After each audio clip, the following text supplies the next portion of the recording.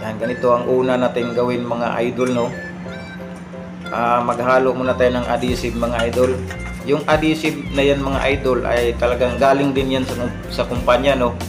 Nung mag-deliver ang EEC block, kasama na yan mga idol, pati yung pangsandok na yan kasama yan mga idol.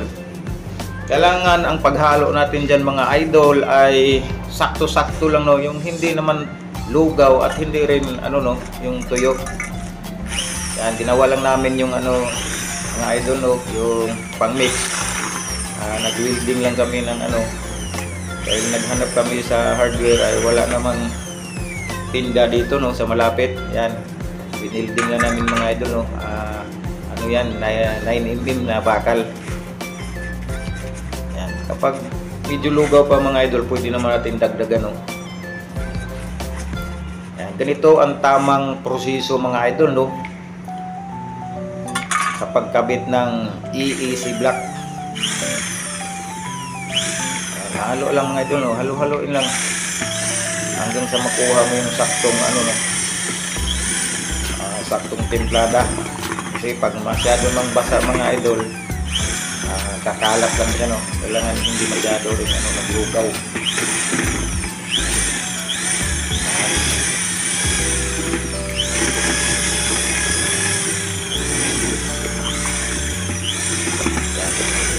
Ano?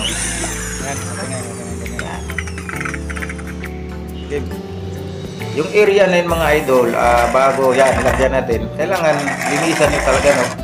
Linisan nyo yung paglalagyan ng EEC block, no. Kailangan winawalisan. Ganyan lang mga idol, no. Tapos kailangan may nakahanda ka na rin na ano mga idol, simento, buhangin na hinalo, dry pack mga idol. Papatungan natin yan ng dry pack. Ayan, ano muna, no, yung adhesive mo na iuna doon sa may ano, slab. At ipatong yung dry pack na halo. Ayan mga idol, no, yan ang tamang proseso mga idol. Napakadali lang magkabit ng EEC block mga idol, no, dahil hindi ka na maghalo ng simento at buhangin na napakarami. Yan, ganyan lang haluin mo mga idol. Yung pang-unang kabit mo lang, pang-unang kabit lang, maghalo ka ng kunting simento at buhangin. Brush. Yan, kailangan binabrush mga idol, no.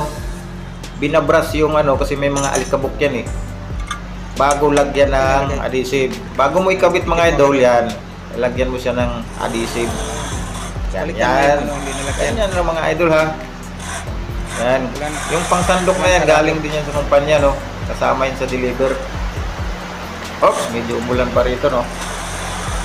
Ito na mga idol, no, medyo maingay dahil bigla na lang umulan. Yan. Yan ang unang kabit mga idol, no. Kailangan pagkakabit niyan mga idol ay talagang nasa level yan, no. Nasa level. Kasi wala na yung plastering mga idol. Diretso na yan skim coat. Yan.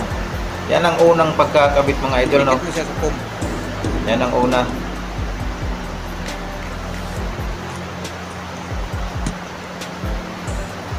Yan. Ganyan lang mga idol, ganyan lang siya kadali, no. Yan. Kailangan lilibil mga idol. Ililibil na hindi siya tumba, no. Na hindi siya tumba. Dahil wala nang ano yan, plastering. Diretso na yan, skim coat mga idol, no. Para ka rin diyang nagta-tiles.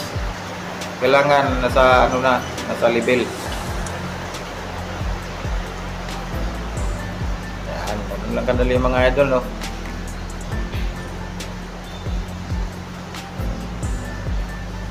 Alright. Yan. Lagyan mo rin sa gilid mga idol, no, bago mo siya tabihan. Tabihan ng pagkabit ng EEC. Kailangan mayroon din siyang adhesive sa gilid. Yan. At kung napapansin nyo mga idol, dun sa bakal, yung sa I-beam, mayroong styrofoam mga idol.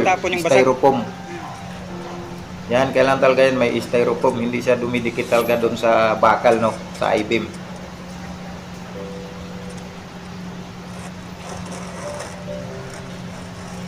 Ganyan lang mga idol. Yan.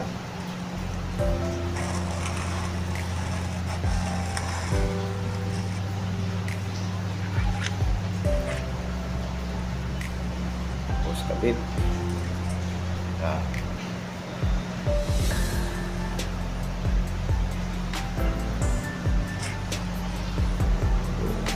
Umulan kanina mga idol. Yan o. Basa yung flooring.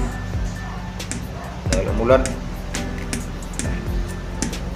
Yan. Ganun lang mga idol pagkabit ng EEC block. Ganyan.